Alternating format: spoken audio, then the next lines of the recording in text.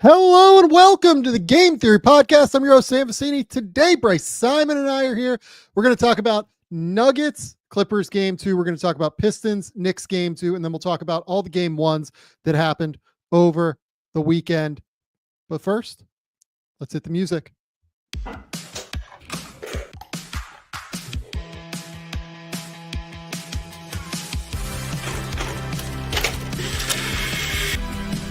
They do have a timeout. Decide not to use it. Way downtown. Bang!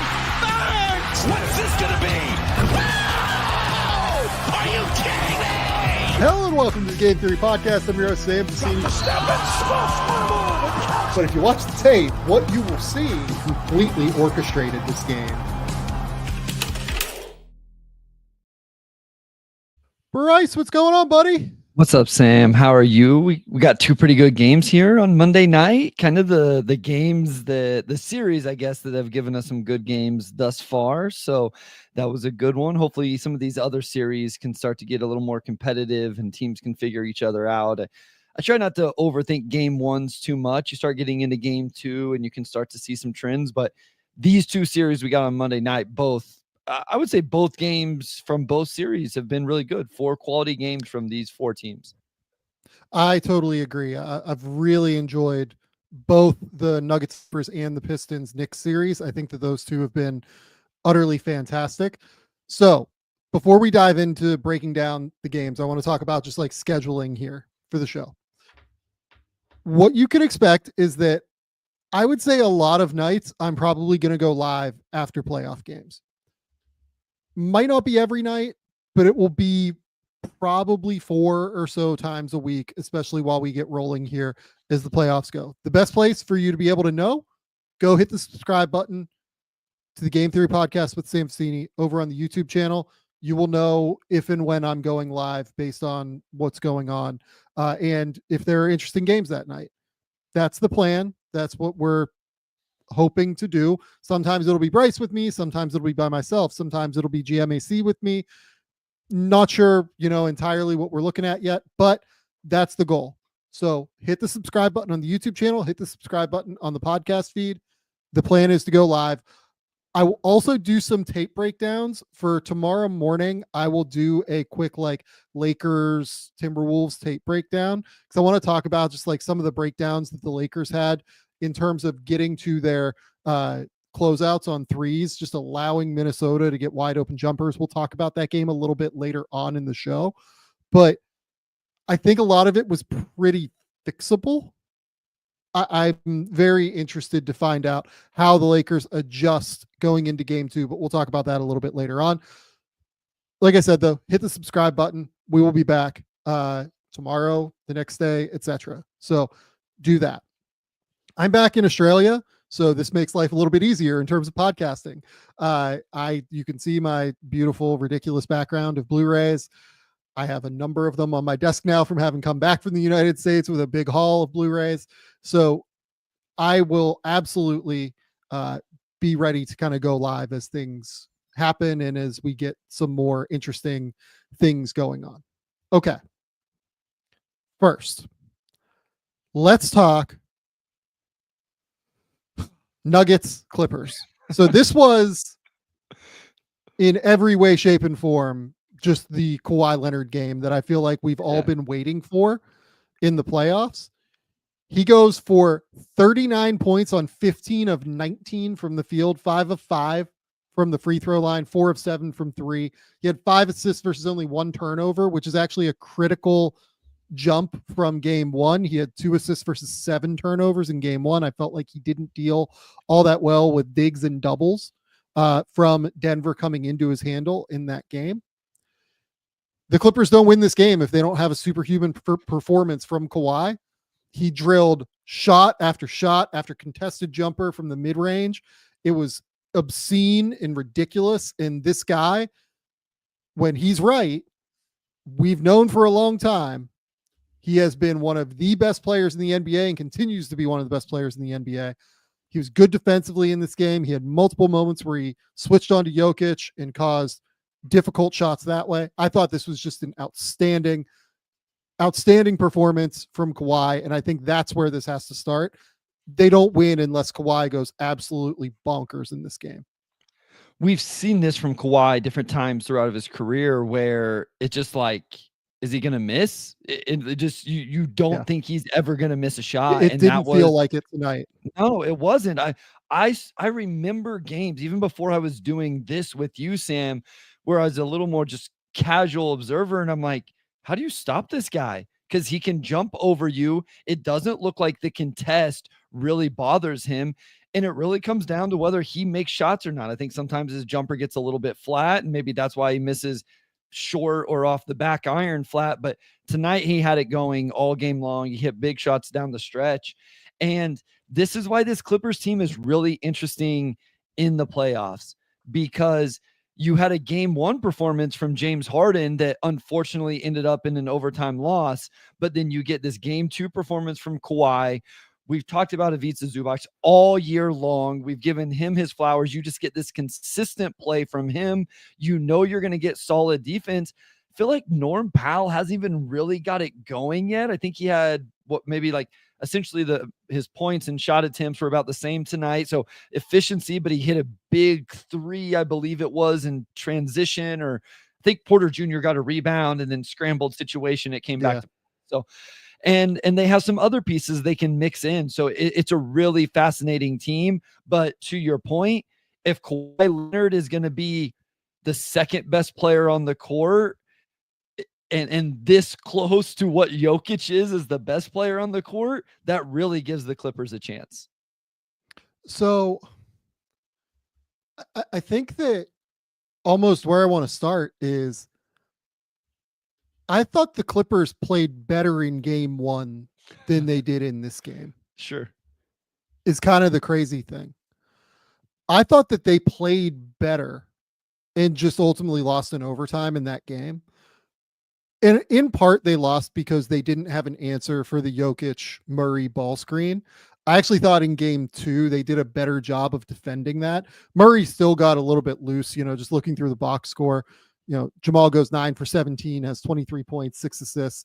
But the big thing that they did is I thought that they did a great job of kind of gumming up the space for those guys in terms of the passing a little bit more. Jokic has 7 turnovers. Jamal Murray has 4 turnovers. That is kind of what changed for me in this one. The fact that they kind of guarded that ball screen a little bit more straight up in this game. They kind of scramble switched a little bit more often, just kind of peel switch in certain circumstances. Like they felt a little bit more comfortable. It felt like to me with Chris Dunn just landing on Nikola Jokic and helping if you have to, if he tries to take him onto the block. In game one, beyond that, like I thought the Clippers got every single look that they wanted offensively. The Zubats and Harden ball screens were just like absolutely elite.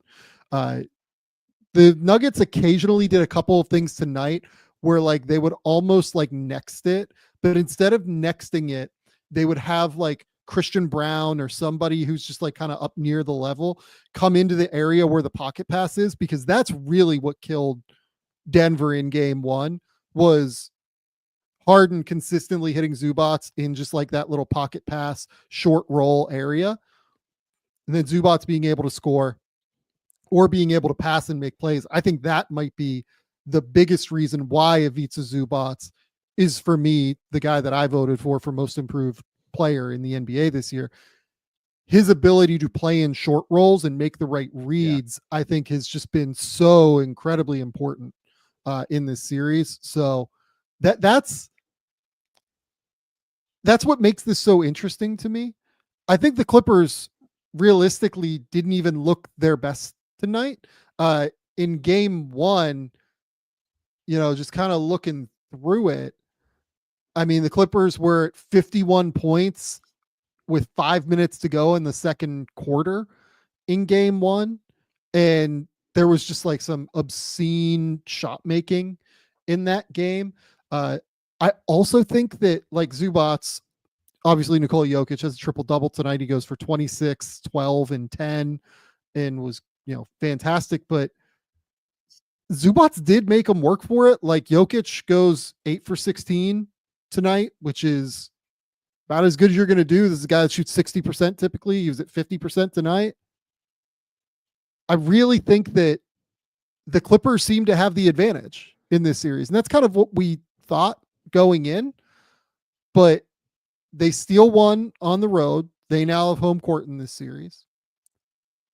And it does feel like it's almost taking, Herculean efforts from Jamal Murray with shot making and Jokic just being a superhero and, Russell Westbrook drilling 3 threes again tonight. Like, I don't know how long that's going to last.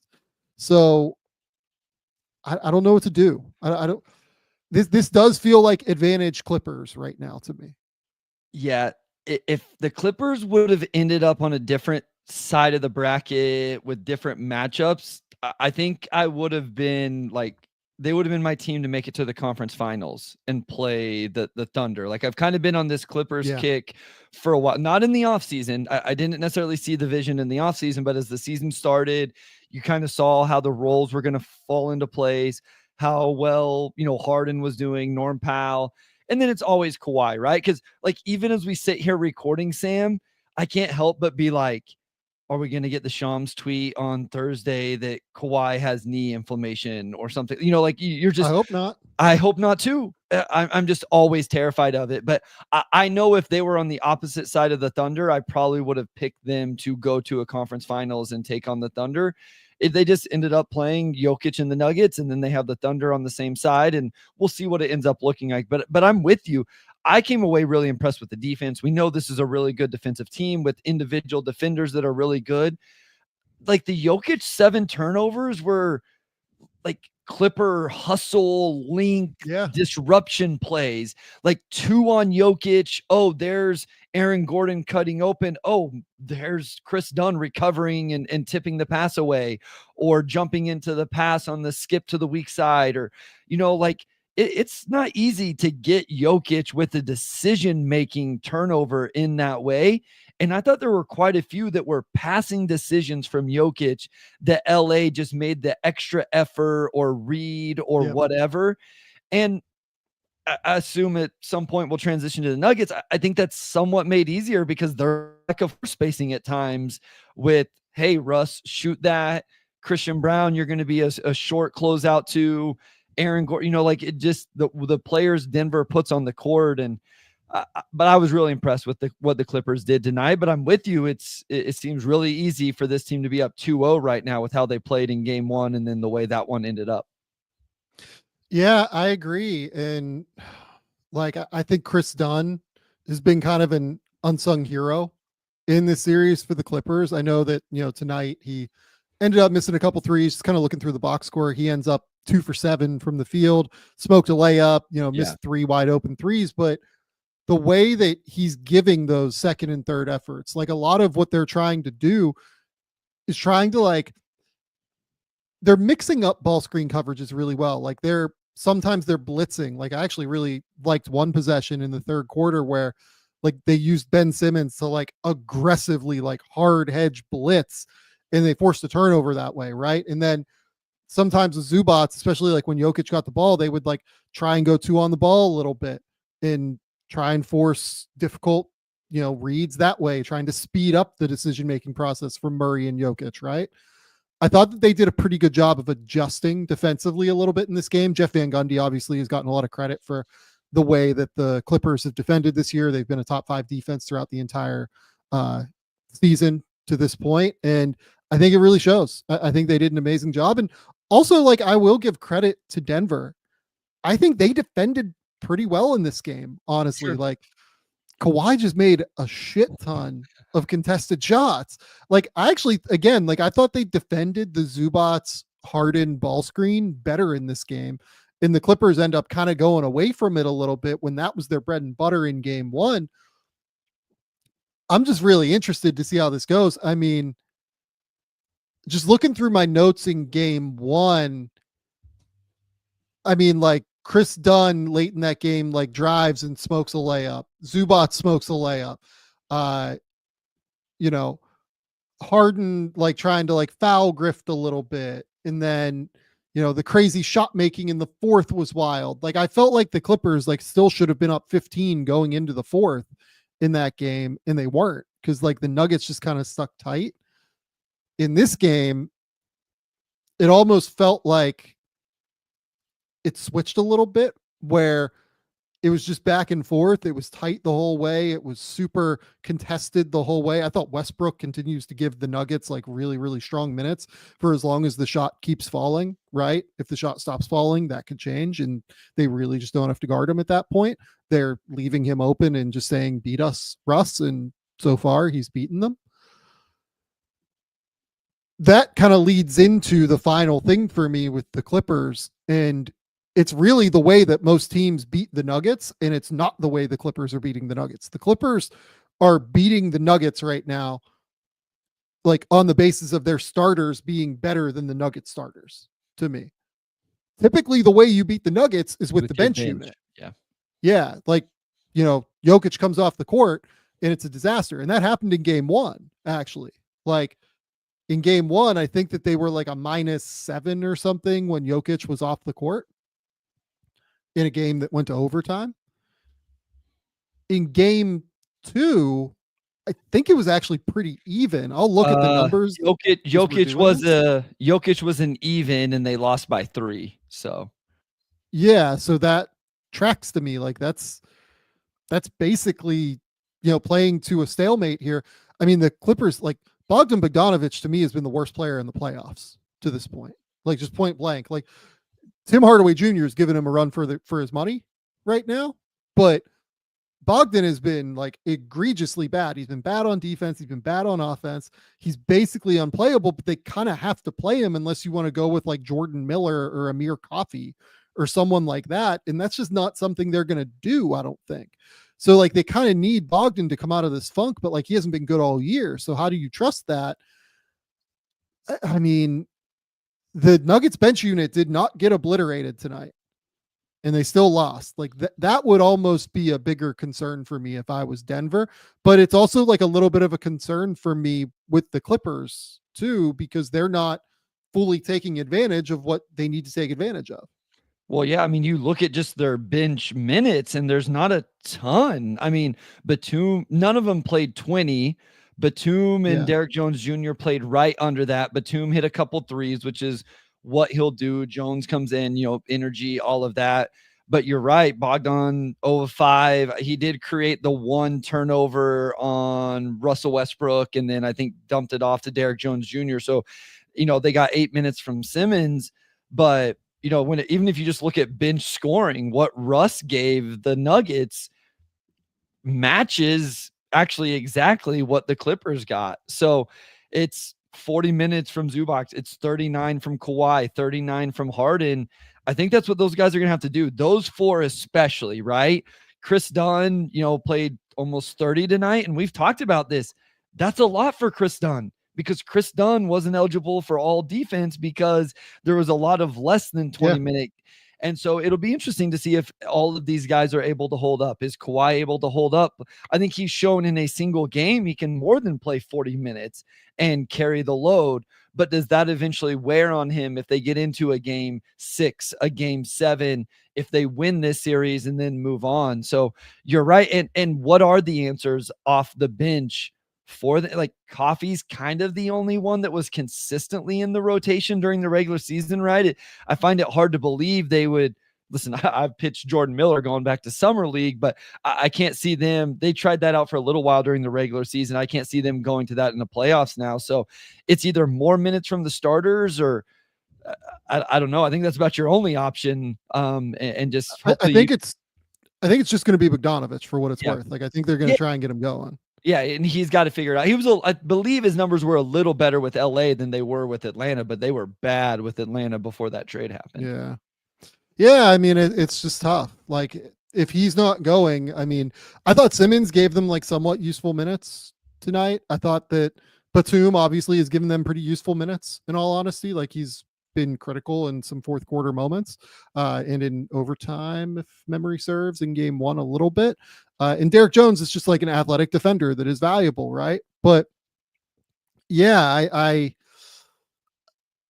they need offense from those units. Like, unless you're going to play, like they try to play Harden with those units pretty regularly, but without Zubats on the court all the time there, it becomes trickier. Sometimes it's Zubats with Harden in those three of those guys. Sometimes it's a different setting. You're not playing Simmons with Zubats, obviously. So I don't know. I'm very interested. Obviously, Zubats played 40 minutes tonight and, looked out of breath at times, but also was incredibly impactful. I mean, there's a reason this guy was, for my money, probably a top 20 player in the league this year. He just missed up both of our all NBA ballots. And it's really interesting to see where they go from here. I think that where I'm at is this is advantage Clippers right now. They obviously have home court moving forward, and I just think they've outplayed Denver at this point. Yeah, I think I agree with you, and I'm not one to bet against Jokic really ever, but again, this is a team I've really enjoyed all season and felt like if they were healthy, it was a team that understood their roles, where you have the primary guy in Harden, you have the two-way wing in Kawhi. And again, what happens if Norm Powell gets it going? We've seen him really get buckets this season, and he really gets it going, and this team can get really dangerous. So I think I'm with you where home court advantage, I don't see why the LA can't continue working this. But there's always the Jokic factor on the other side. Yeah, totally agree. Okay, before we move on to Knicks and Pistons, we're going to hit a couple of quick ads. So shout out to our good friends over at LinkedIn. As a small business owner, you don't have the luxury of clocking out early. Your business is on your mind 24/7. So when you're hiring, you need a partner that grinds just as hard as you do. That hiring partner is LinkedIn Jobs. When you clock out, LinkedIn clocks in. LinkedIn makes it easy to post your job for free and to share it with your network. You're going to get qualified candidates that you can manage all in one place. So how does it work? You post your job. LinkedIn's new feature can help you write job descriptions, and then you quickly get your job in front of the right people with deep candidate insights. You can either post your job for free or you can pay to promote it. Promoted jobs are going to get you 3 times as many qualified candidates as you would if you just post your job for free. Those qualified candidates are the absolute key. If you've ever hired before, like I have, man, hiring can be exceptionally difficult. Shout out to GMAC, who is a godsend all the time, because I have toiled for years, and GMAC has made my life drastically easier as a producer on this show. Hiring quality candidates is critical. Based on LinkedIn data, 72% of people say that LinkedIn helps them find quality candidates. You can find out why more than 2.5 million small businesses use LinkedIn for hiring today. Find your next great hire on LinkedIn. Post your job for free at linkedin.com/game. That's GAME. LinkedIn.com/game. Post your job for free. Terms and conditions apply. Go to linkedin.com/game. Second sponsor tonight. Shout out the good folks over at NUTRAFOL. This year, there's nothing holding you back from loving your hair again. Hair is so much more than what you see on the surface. It's a reflection of what's happening inside. Let NUTRAFOL target the key root causes of your thinning hair and help you grow stronger, healthier strands from within. NUTRAFOL is the #1 dermatologist recommended hair growth supplement brand, trusted by over 1.5 million people. See thicker, stronger, faster growing hair with less shedding in just 3 to 6 months with NUTRAFOL. Thinning hair is different for everybody, so a one-size-fits-all approach just does not cut it when it comes to hair growth. NUTRAFOL has multiple formulas for men and women. They're tailored to different life stages. They're tailored to different lifestyle factors. So you just get what you need when you work with NUTRAFOL. NUTRAFOL is formulated, physician formulated with 100% drug-free ingredients, and it supports healthy hair growth from within by targeting key root causes of thinning, from stress to hormones, aging, nutrition, lifestyle, metabolism. It uses a whole body health method to find the answers. Start your hair growth journey with NUTRAFOL today. For a limited time, Nutrafol's offering our listeners $10 off your first month subscription and free shipping when you go to NUTRAFOL.com and enter the promo code Game Theory.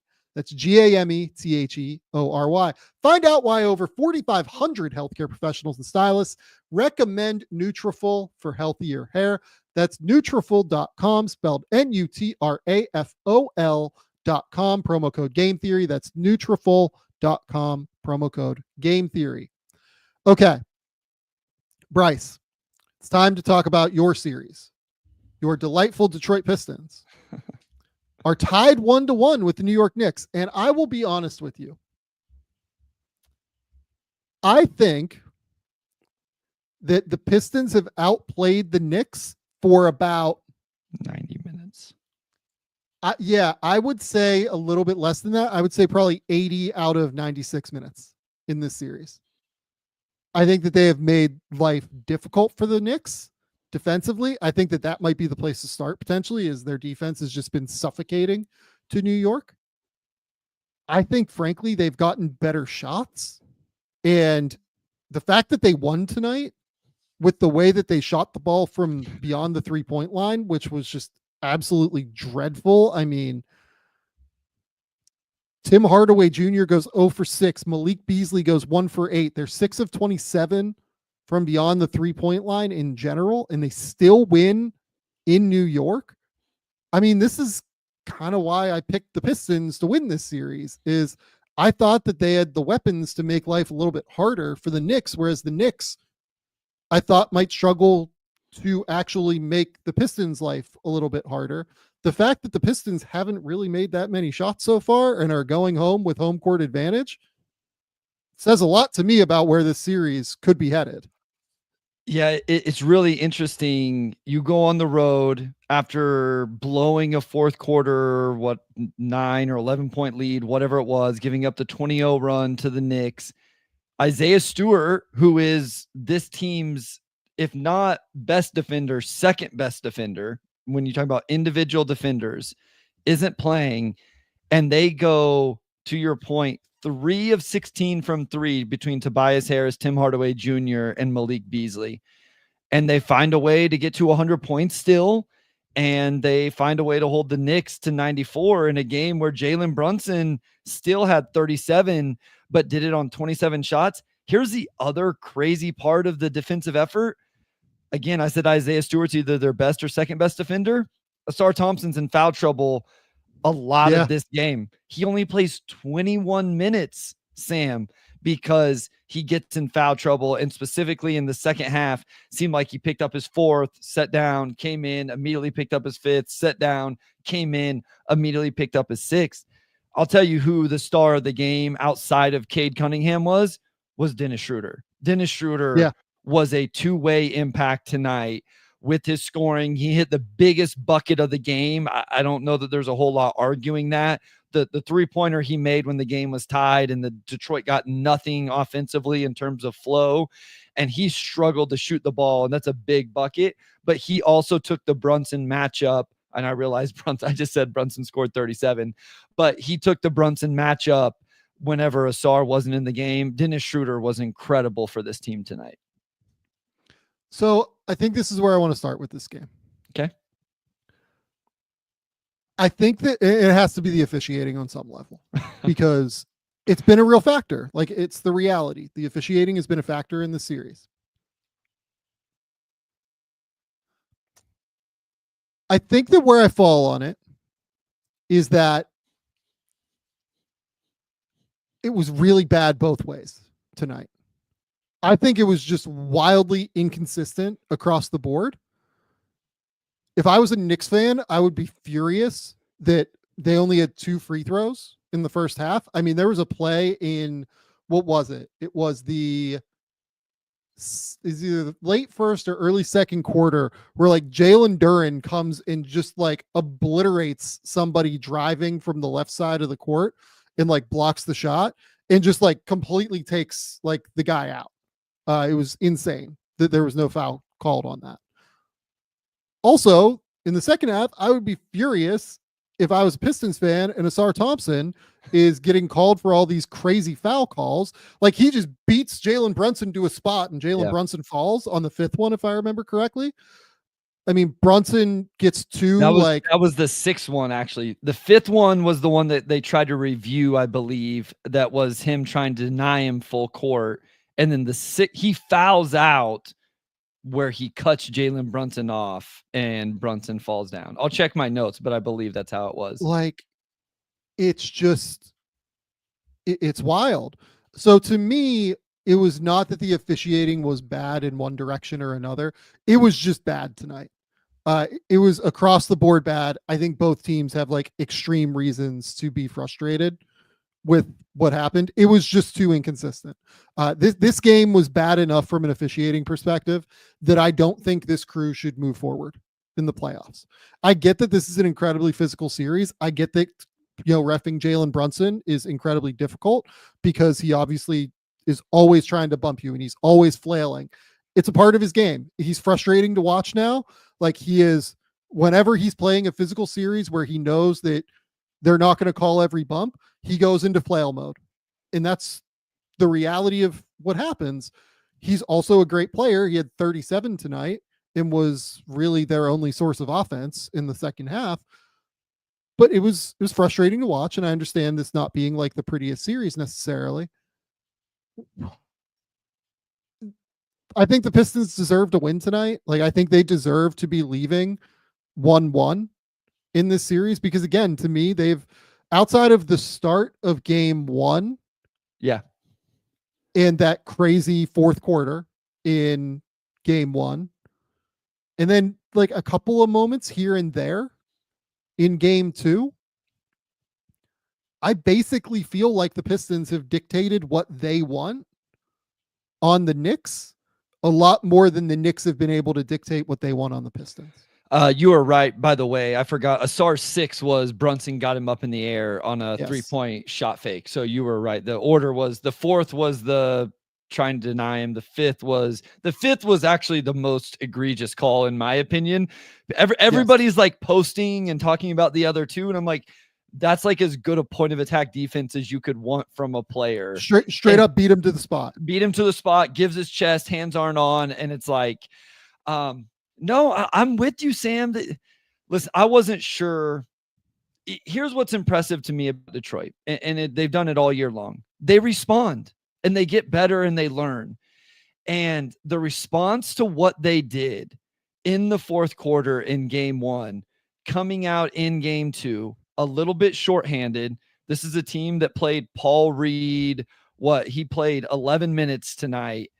And because I love minutes were not bad. No, don't get me mistaken. I love me some Paul Reed. Usually he hits us with a mid-range jumper too. We didn't get that tonight. Paul Reed, if you listen to Game Theory, I'm a little disappointed, my guy. So I would appreciate if we could get the mid-range jumper that I always highlight in my game notes.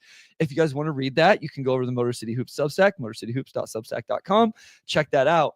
No, he struggled to start, Sam, because he missed a layup, fumbled a pass, had a egregious turnover, and then he had some big buckets in the second half. So, but you get those minutes. Here's the other thing. Here's what's scary. If I'm a Knicks fan, here's what I'm nervous about. Cade looked way more comfortable tonight. I thought OG made him real uncomfortable in game 1, and OG still had, like, he disrupts certain sets. Like when you watch this team all year, you can kind of know what actions they're trying to run, and you see OG just completely eliminate the action. But Cade looked way more comfortable even against OG. I thought they slowly were able to get switches onto Bridges whenever he wanted, and Bridges can't guard him.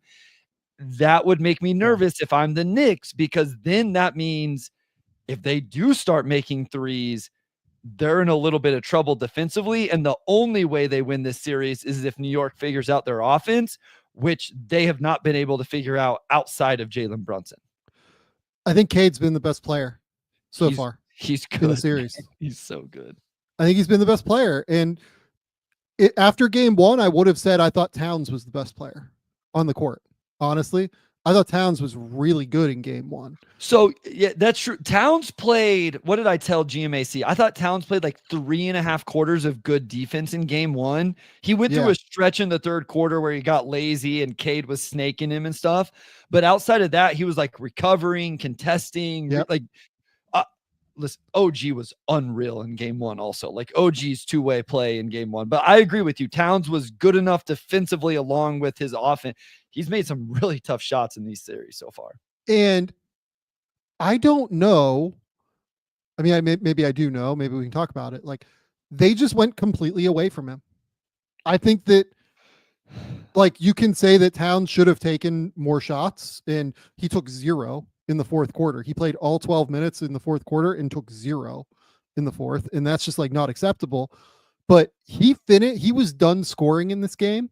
I have it written down at the, let's see, 6:36 mark of the second quarter. He was done scoring. And I thought he actually came out in the third quarter and was aggressive and just like didn't get a couple of shots to fall. They kind of rimmed out. It is what it is. And from there, he just like completely shut down for some reason. And I don't totally understand why that happened. I feel like, to me, what my problem is with this now moving forward is the balance between like the Brunson attack, you know, try to get these guys in switches and try to score in the mid-range. That just went completely out of whack from just like a process perspective in this game, to the point where like I thought Tobias Harris like outplayed Karl Towns tonight. And I don't know how much of that was on Towns for being just like far too perimeter oriented, or how much of it was on like Brunson for just kind of attacking and consistently trying to play, you know, in ball screens and in ISO, when in reality, like, he took 27 shots and 11 free throws tonight too. And what, that's like 37, you know, 37 points on like 32, 33 shooting possessions. That's not really good enough, in my opinion. And he had 6 turnovers, which, you know, it's man, if you told me that Tobias was going to have 15 and 13 and Towns was only going to have 10 and 6, I mean, if Detroit wins that matchup, I don't know how New York wins this series. And what's weird to me is this isn't a unique decision. Teams do this all the time to Cat, where they put the 4-man on him and they put the 5-man on Josh Hart. Now, Detroit was actually one of the teams that didn't do that to the Knicks during the regular season. But again, it's not like it's some surprise. Like, Cat's not used to having a Tobias Harris type of player defending him. I mean, I want to give Tobias Harris credit. I think he's been solid in these 2 games. His defensive rebounding, I believe, the Pistons were like crushing them on they out rebounded them by 14 tonight, including by 5 on the offensive boards. And a lot of that defensive rebounding, both Tobias and Cade Cunningham had double-digit defensive rebounds tonight. So Tobias really brings a lot in regards to that. Sam, why doesn't Karl Anthony Towns shoot more threes? I don't have an answer. It's very frustrating for me. Like, it drives me crazy. Yeah, I'm not totally sure why they don't run more like pick and pop with Towns, especially with the way that like the Pistons are loading up the paint to try to slow down Brunson. And that's my thing. Like, I don't care if Tobias Harris is guarding him. You're telling me that Cat can't still pick and pop on Tobias Harris? He's got to help some, because it's a Jalen Brunson ball screen action. So he's going to be a little bit late. Wasn't the idea here was to have floor spacing Karl Anthony Towns, not drive downhill and shoot like really tough. I mean, here's the thing. Towns has scored the ball a little bit. He's made 5. He made 1 in game 1. I literally said, oh my gosh. Like, he's made 5 incredibly difficult shots in 2 games. Like, it's not like his shot diet is super easy, Sam. It just, this type of offense and these type of players should be creating a little bit easier attempts. And I think this is to your point. I just wonder what like the deeper numbers, the tracking data would say in terms of, I would yes, Detroit is getting more open attempts than what New York is getting in terms of I think like so. contest. That's the way it feels to me. And not because you're just leaving Asar, like Asar hasn't taken a three, and this is not, it's none of that stuff. It's just Malik Beasley missed some wide open shots tonight. Like he had one that would have been a real momentum one that was wide open, and he missed it. And it seems like everything New York gets is a Jalen Brunson super contested, OG super contested, Bridges relocation running around to get the shot, or Karl Anthony Towns attacking downhill through a lot of contact and kind of off balance. And listen, Detroit's going to play physical. Like that's not going to change to your officiating point. And so if there might be a game that's really ugly where the Knicks shoot 40 free throws or something, but this is how Detroit plays on the defensive end. And it's not going away, because I think they got a lot of confidence tonight that, wow, how we go about things like can actually work even in the playoffs. And so they're only going to ramp it up, I think.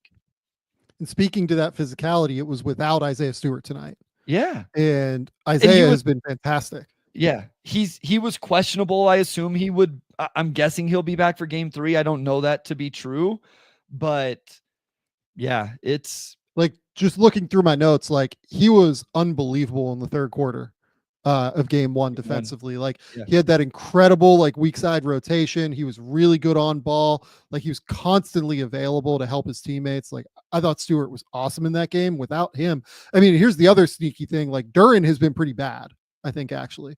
Like they are consistently getting hammered in the Duren minutes right now, the Pistons. Like I think that they were minus 20 in game 1, and then game 2, they're a minus 8 tonight, and he's the only starter. No, I'm sorry, Tim Hardaway Jr. is minus 2, but like they're now like a minus 28 in the series when Duren's on the court. And if they can start to reduce those minutes, and you have Stewart come in, who's much better than Paul Reed, who again played well in his role tonight. Plus 13 tonight. I don't love single game plus minus, but Paul was plus 13 tonight. Yeah, like it does just feel like to me the Knicks are doing enough to like contest the offensive glass when Duren is out there. So he's not really, hammering what he's always capable of. Like he has 13 rebounds tonight and 12 points, but it does just feel like to me that he's a little bit slow in transition, and his ball screen defense is hit or miss. Let's go with from time to time. He's been okay, I would say, in the series so far, but it's really, really interesting to me to try and figure out, okay, what are the avenues for each team getting better? The problem for the Knicks to me is that like Dennis Schroeder and Malik Beasley have done like pretty okay on Brunson at this point. Yeah. Like they've actually done a really good job of making him earn it. And he does earn it against them. Again, he had 37 tonight, but they made him work for it. I don't know who the like second and third defenders are for the Knicks who can slow down Cade. Oh no, right? They've already thrown here's where the Pistons can get better is their bigs it's really driving me crazy. Their bigs short roll too deep when they put 2 on Cade and don't make themselves available. If I'm New York, I just double him every single time. No, you have to blitz the ball. I don't understand what they're doing. I felt like they were more aggressive on him in game 1 than they were in game 2. And I'm like, force Jalen Duren. Listen, you won't find a bigger Isaiah Stewart fan. Force Isaiah Stewart. Force Paul Reed. Heck, force Asar Thompson if they bring him into the ball screener to make decisions. Anybody other than Cade Cunningham or Dennis Schroeder, you want to force to make decisions. And I didn't feel like New York did that tonight. That's their one thing, because he only looks like he's getting more comfortable against OG, because OG's physicality did bother him in game 1, and it took him a while to feel like he was getting in a rhythm, and it was there a lot quicker tonight. And then the other thing is, if Asar can figure out the foul stuff, that gives them their best option on Jalen Brunson, just because there's a different level of length. Yeah, he's doing a great job on Brunson when he's out there. It's just, again, like you said, he played 20 minutes and 39 seconds tonight. Like they won their minutes with him on the court by 3. And, he didn't even really like play offense well. Like I thought he like smoked a couple around the rim and like had a real shot to be able to do some things. Yeah, I mean, the big thing for me in terms of how the Knicks improve is that they remember that their biggest marginal advantage in this series is Karl Towns. 100%. It's not Brunson ISOs against Schroeder and Beasley, because those guys are good enough, and Brunson frankly isn't like quick enough to get away from them. He can, use his shoulders and get into like a bunch of different like little shots on the interior, but those shots are going to be contested. What they need is they need to remember, no, we need to involve Towns in the action more consistently and really get him going. That's the critical thing for them. I couldn't agree more. And it's funny because this wasn't something we talked about. Like when you talk about X factors or what are we watching for in the series? Yeah, them forgetting Karl Towns exists was not an X factor. It wasn't. It was like, okay, how does Josh Hart manipulate how Detroit guards him? Does Mikal Bridges make shots?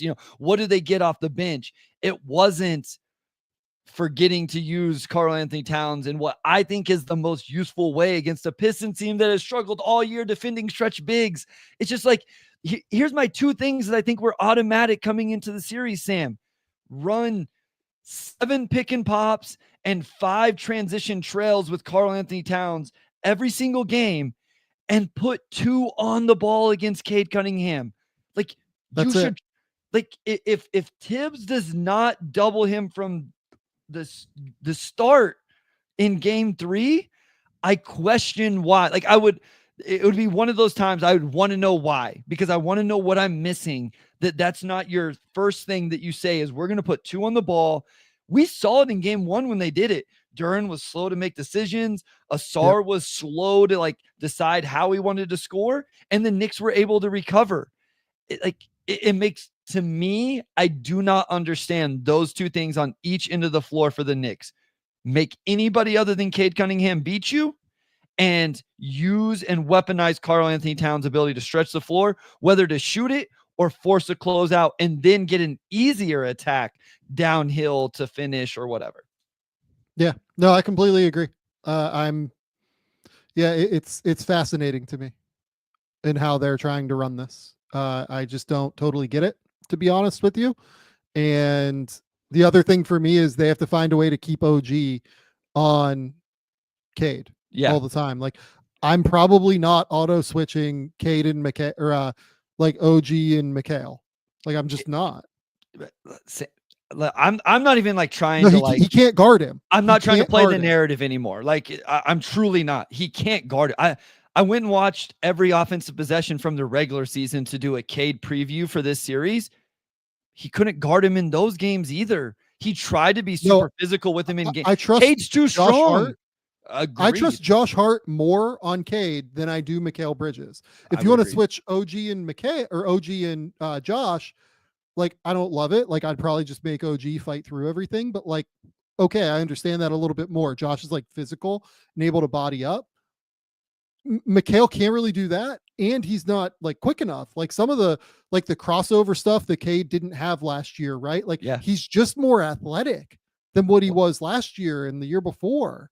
Mikal can't keep him off the baseline for whatever reason. The way Mikal tries to guard him in like the kind of like wing 15-foot isolations, Cade shakes him and gets to the baseline every single time. Again, it was something I highlighted in that preview, and Cade did it to him tonight and got a bucket. It just, he can't. And here's the thing.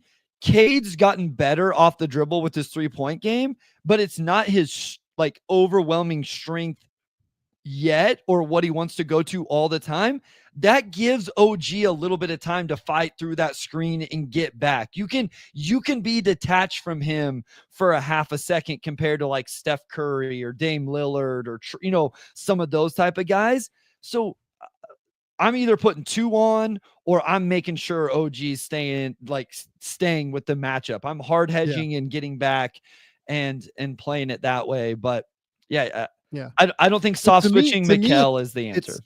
It's the off-ball stuff. Like that's how they're getting McHale onto they do run some fun Cade. action. They'll run the flex action and force the switch, and then they'll go attack. Exactly. Yeah. That's what they're doing. Like it's not the on-ball stuff. The on-ball stuff, to me, I agree with you. Put 2 on the ball. It's the off-ball stuff where I think you just have to have OG fight through it. Sure. Like I'm sorry, like you're gonna get beat up and you have to deal with all sorts of physicality and you're gonna have to like make second and third efforts to recover.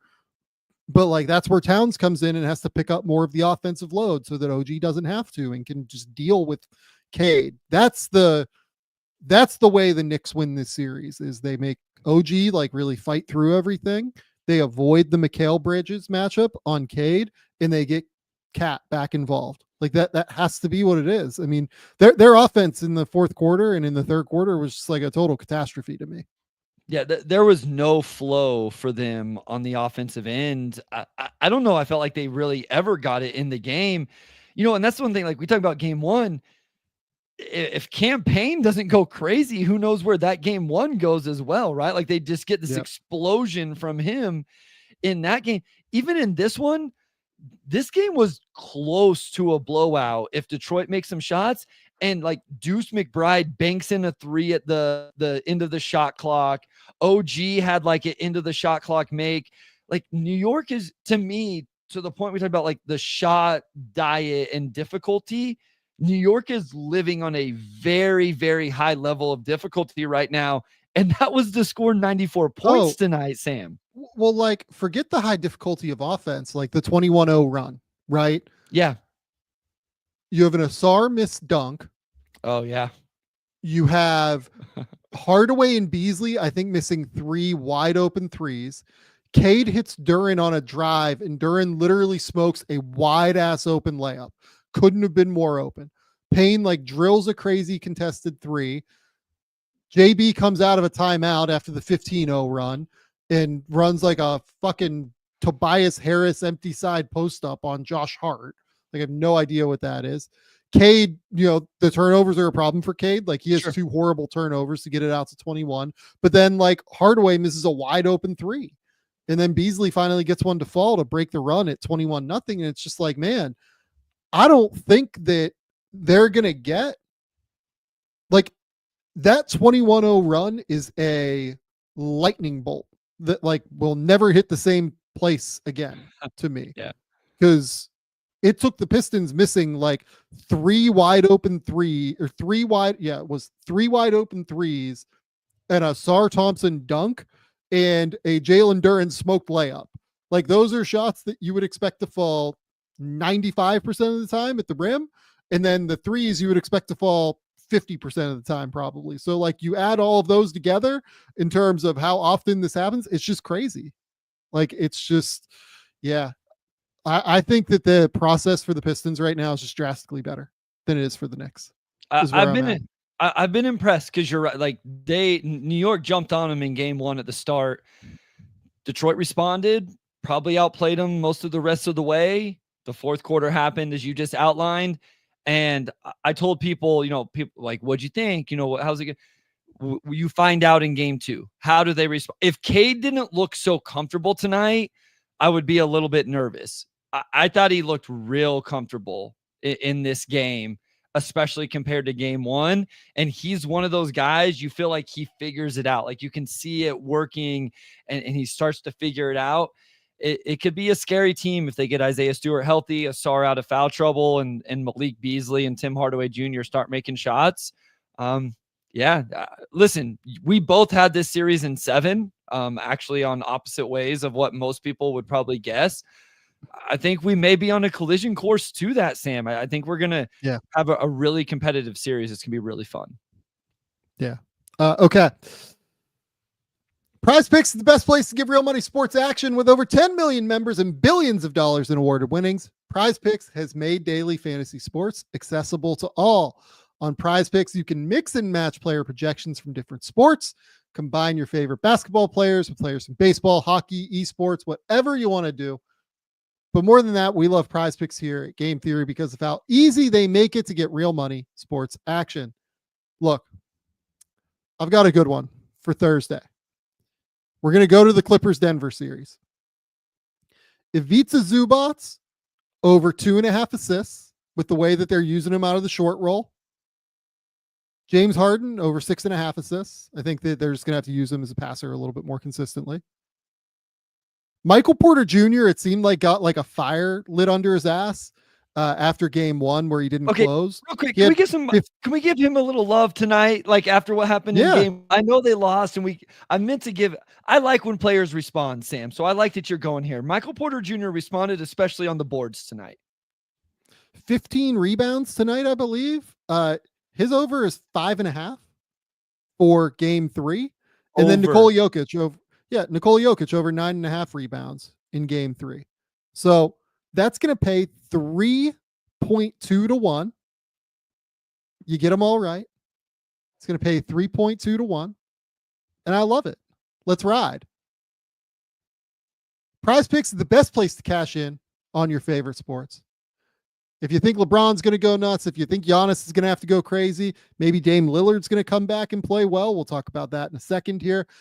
You can cook up your hot takes with your friends and win real money this basketball season when you and your crew run your game on PrizePicks. Download the app today and use the code GAMETHEORY, GAMETHEORY, to get $50 instantly after you play your first $5 lineup. Download the app today and use the code GAMETHEORY to get $50 instantly after you play your first $5 lineup. PrizePicks, run your game. And finally, while we're here, shout out our good friends over at MITOPURE. I'm feeling stronger from my workouts, and most importantly, I'm feeling like I have the energy I need to recover quicker from my workouts thanks to MITOPURE. MITOPURE is a precise dose of the rare postbiotic urolithin A. It works by promoting an essential cellular cleanup process that clears out dysfunctional mitochondria, and those are your cells' battery packs. You need battery packs to stay active and alert. MITOPURE is the only urolithin A supplement on the market clinically proven to target the effects of age-related cellular decline. Awaken the strength, power, and resilience already in you with the first and only supplement clinically proven to rejuvenate health at the cellular level. Timeline is offering 10% off of your order of MITOPURE today. Go to timeline.com, timeline.com/game theory for 10% off of your order of MITOPURE. Okay, Bryce, let's go back in time a little bit. Okay. I want to talk about Houston Golden State. Yes. Because what a wild game. So Golden State wins 95-85. And on some level, this is just kind of a simple series to break down. Houston just doesn't really have the juice offensively, right? No, it feels that way. Like watching this series, it really just feels like they don't have enough. I want to try and stop and think about this though, a little bit more critically. What I liked about Golden State, particularly in this game, was I liked the way that they had a game plan defensively and really stuck to it. They really, really did a great job of just deciding we're going to let guys shoot from 3. We don't think that Tari Eason can shoot from 3. We think that we can cut off Amen Thompson if he's out beyond the 3-point line. We do have to guard Jalen Green, but we're not that worried about Jalen Green, really, it seems like. They really just want to completely and totally clog up the middle of the court and make life difficult. And they get up 20. They get up 61-41. And then the Rockets go with that double big lineup. Yeah. And come back, and they start to crash the offensive glass. I think that they ended up with 22 offensive rebounds, and they still only scored 85 points. And a big reason for why that is to me is that those double big lineups, they still don't really have a way to efficiently score. Yeah. You know what I mean?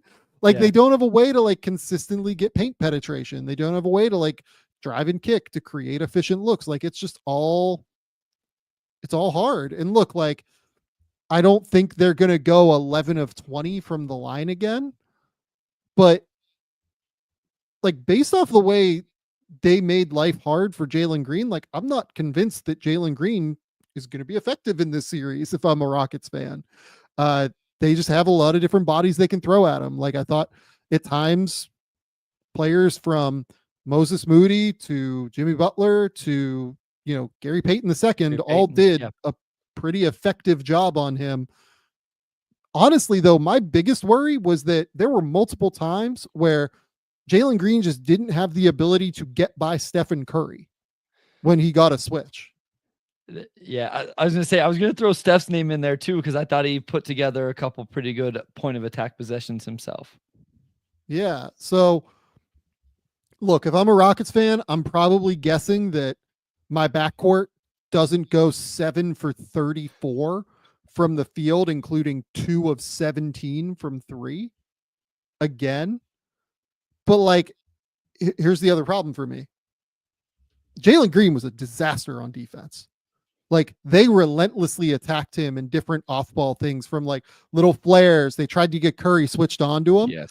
Yep. And then they would run Curry off of like, a split action, right? Where Draymond is in the post. You have Curry coming off of, a screen from pods, and Curry ends up getting like a wide open 3. And then you have, a little flare for Curry coming around to the right, and he just gets an open look off of Jalen Green that way. Like, it just really felt like they relentlessly attacked Jalen Green. And I don't know, they kind of need somebody who can play with the ball in their hands to be able to get shots. But I don't know if I feel like he's going to do it effectively. He's going to have one game in the series where he goes off because that's who he is. But like, I don't think I trust him to do it consistently after game 1. Yeah, and that's the thing with what Steph does off the ball, is it actually makes it pretty easy to get Jalen Green involved in that stuff, right? Like, even if his man is the one setting the flare, you get a good screen. Now he has to decide, do I help? Do I switch? Do I stay? Is my guy slipping this? So you can really put him in a tough spot, which it's tough for anybody when Steph Curry's involved. Yeah, Houston gets 11 more field goal attempts, Sam, shoot 6 more free throws because of all of those offensive rebounds. They actually turn the ball over more than Golden State, which is kind of interesting that Golden State's able to take care of the ball against a very aggressive Rockets team, only turning it over 11 times. So that's something to definitely watch for. I thought Şengün had a really good game also. I thought he played well. He was great. He made a lot of those shots. We talked all season, like, he's going to start making these again, right? He's going to start making these. And in this game 1, at least, he did. I thought he was really good. They got to find the scoring from somewhere else, though. Yeah, I think Jalen Green has a game at least. Can he have multiple? I don't know.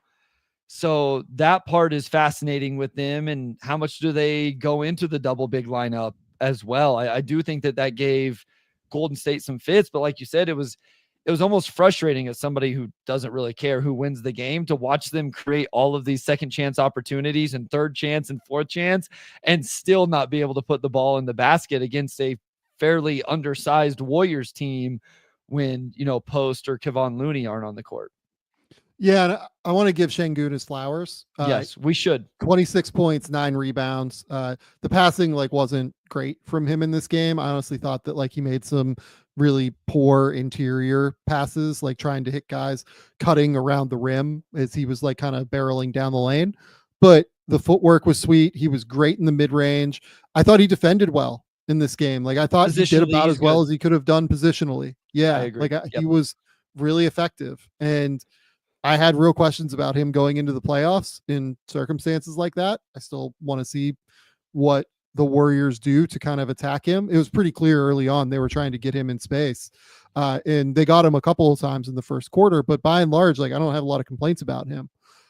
I thought that Steven Adams kind of changed the game for them in the third quarter. But the problem is that you go through and you look at the, Rockets fans want to look at the Adams Şengün duo, right? And say, can we just play big all the time? I don't think that's an option, to be honest with you. I just don't. And kind of the best evidence of that to me is that even with that crazy run in the third and fourth quarter to get them back in this game, Do you know what their offensive rating was for the entirety of the game with Şengün and Steven Adams on the court? Uh, uh, Probably the same as when they. I mean, It was 71. I was gonna try to give him 85. So Yeah, it was 71. Like, it was absolutely terrible. They had no way to do it. They stopped the Warriors from scoring. That was great. But they shot 33% from 2-point range because the Warriors just load up on the interior and there's nothing that can be done about it. So, like, they still lost those minutes over the course of the full game because the first quarter going into the second quarter was such a nightmare with the Şengün Adams pairing. So I don't even know that, like, that's sustainable. Like, the way that they got back into the game, I don't know that that's like a long-term course of action that they can continue to go to throughout the course of this series to try. Maybe they can do it in spurts, but it's a spurt thing for me. It's not a this is an answer thing. if I'm Houston, I think if I want to feel good about the situation I'm in, I tell myself the numbers you said earlier where Fred and Jalen go 7 of 34, 2 of 17 from 3, and you got to hope that they don't shoot that bad again in the series.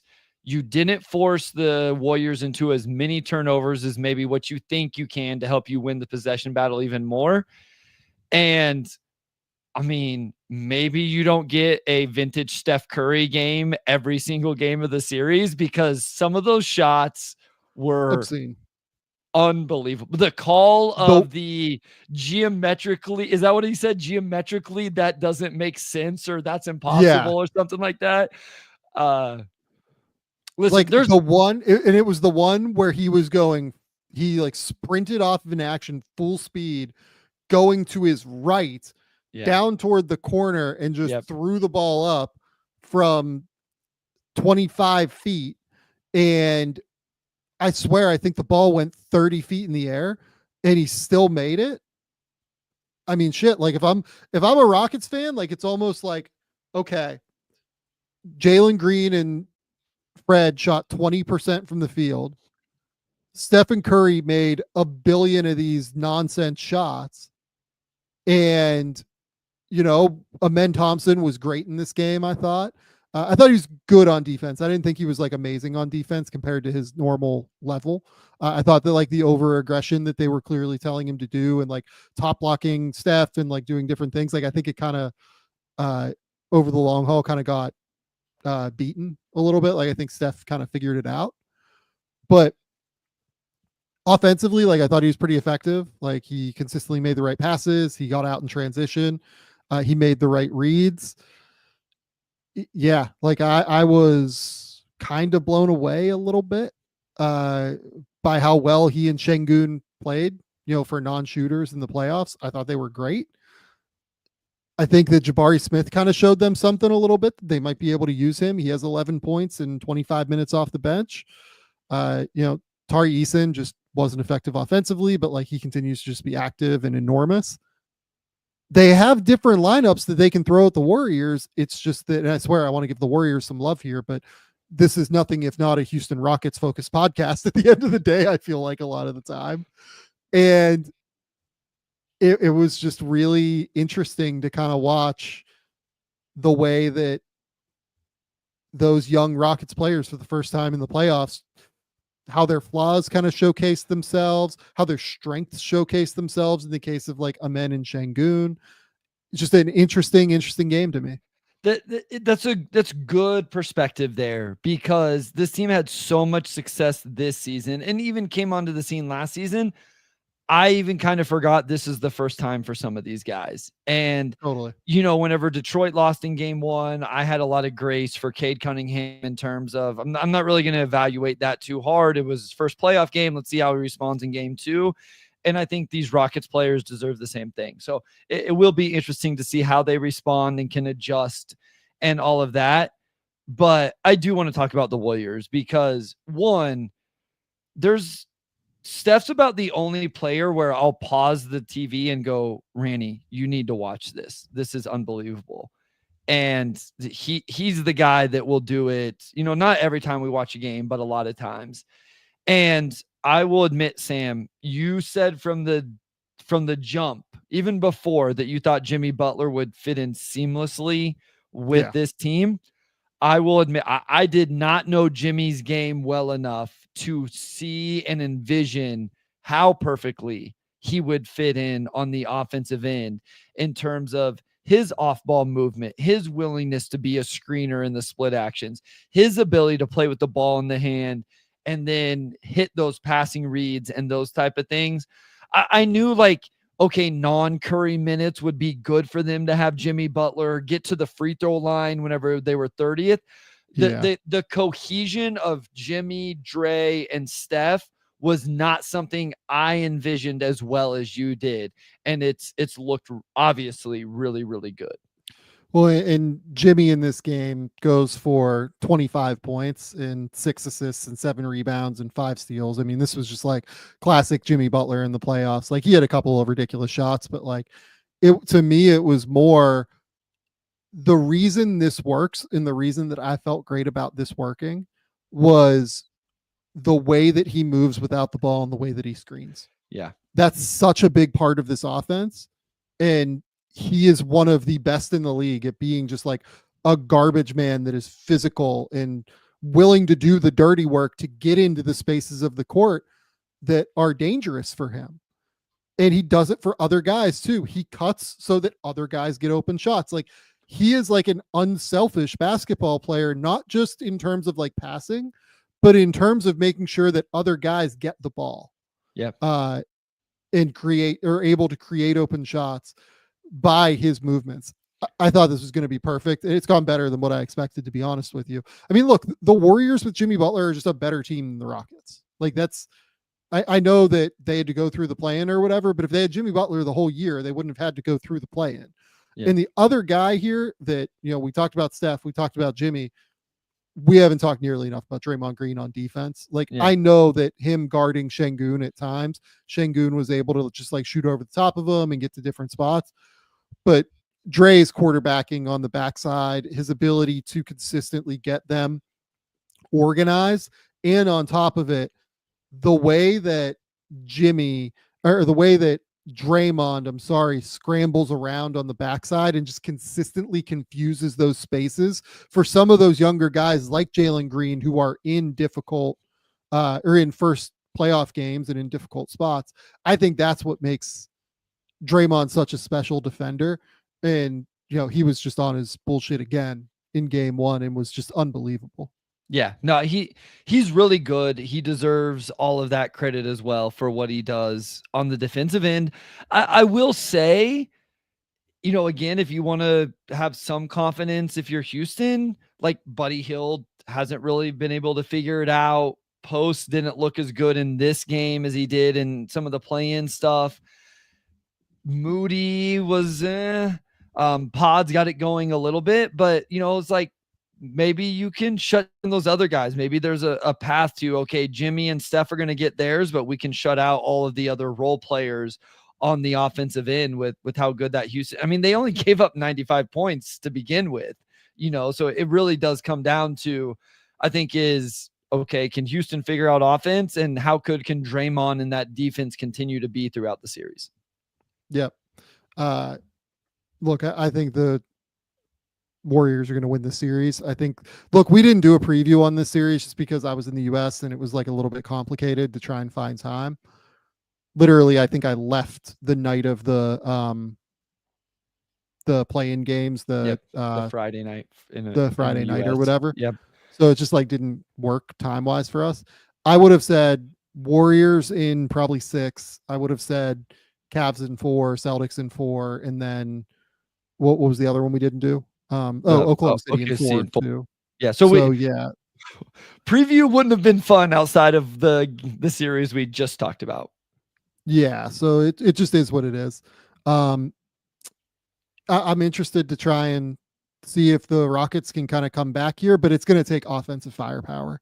And I just don't know if they have enough firepower. I don't think that they can dust off Reed Shepherd here, see if they can get any juice offensively. And we're not there yet. right? Like, I think they're going to give Jalen another chance at this to figure it out. I'm not wholly convinced that like Reed would be worse, I guess, is where I'm at on that. Yeah, I'm not expecting Reed Shepherd minutes in this series. I'm not either, but I guess where I'm at is like the minutes from the backcourt went so poorly that if that happens again, there's going to have to be like, you have to adjust to something, You have right? to try. Sure. Yeah. And look, again, this is why I think the Rockets are just like overmatched here a little bit, but you know what? Like from a possession perspective, from a few different other ways, like you can at least see a world where they can get back into this. Yep. We'll see what happens. Let's go with Lakers, Minnesota next. This was, I don't know if this was like a surprise to me. Like we both picked the Lakers to win this series, and like maybe this is just a fucking terrible take, right? Like I still think I would take the Lakers to win this series. Like maybe this is just me being like an idiot and like being stubborn about this. I think that so much of what the Lakers did in that game was so fundamentally like stupid in terms of both execution and strategy that I can't see them doing it again. Honestly. We talked a lot in the like preview of that series that we assumed, oh yeah, they're going to put 2 on the ball against Anthony Edwards. They're going to get the ball out of his hands. They're going to try and force anybody else to beat them. No, they just switched. They switched whoever onto Anthony Edwards in this game. And it was just like, well, no, like we'll let him get penetration and be able to find easy kickouts as opposed to getting, 2 on the ball and forcing him to make like rushed decisions. Yeah. And then like some of their decisions, I'll let you talk before I get into this, but like some of their decisions I thought were so bad on defense and help. I think that it's just like eminently fixable is kind of where I'm at on this. Like where do you stand on this? It was just so bad for the Lakers. Like I thought they played so fucking terribly in terms of what they were trying to do and in terms of how they executed what they were trying to do that I just kind of see like there can't be anywhere but up here. Yeah, I mean they got to go a little ways up. They lost by 22 in a game that wasn't, overly competitive. Yeah. I want to stay on the defense end, I guess, because I think it's easy to just be like, you think Austin Reeves will maybe be a little better than what he was offensively. Him and LeBron both didn't even hit 20 points. Those two plus Luka were the only guys in double figures, and they scored 95 points. And I don't know what to believe about the Lakers defensively, Sam, because they went through a stretch where we gave them a lot of love. Right? Like they were playing, they're flying around. They had this scheme where they were getting in rotation, but they were making the rotations, and then they would choose guys they weren't going to guard. And they say, you can shoot threes, but and we're going to live with it.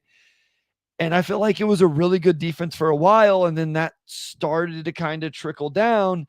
And then now I just wonder, like, as we get into the series, like, are they not as like, was that not as much of a like solid trend or like substantial as what maybe we gave it credit for in the moment? Cause I think it was a decent sample size.